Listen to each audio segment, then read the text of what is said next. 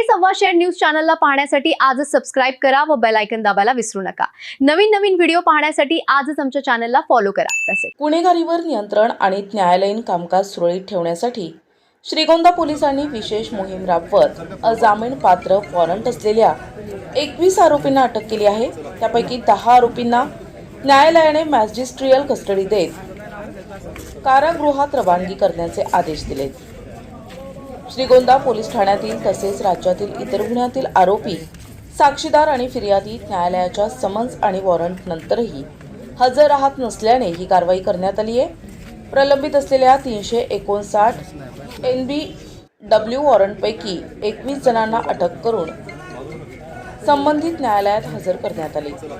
ही मोहीम जिल्हा पोलीस अधीक्षक मोमक्ता सुदर्शन यांच्या संकल्पनेतून अप्पर पोलीस अधीक्षक वैभव कलुबर्मे, उपविभागीय पोलीस अधिकारी शिरीष वामने यांच्या मार्गदर्शनाखाली आणि पोलीस निरीक्षक संजय ठेंगे यांच्या नेतृत्वाखाली पार पडली। यावेळी पोलिसांनी नागरिकांना न्यायालयाच्या समन्स आणि वॉरंटकडे दुर्लक्ष न करता नियोजित तारखेला न्यायालयात हजर राहण्याचे आवाहन केले।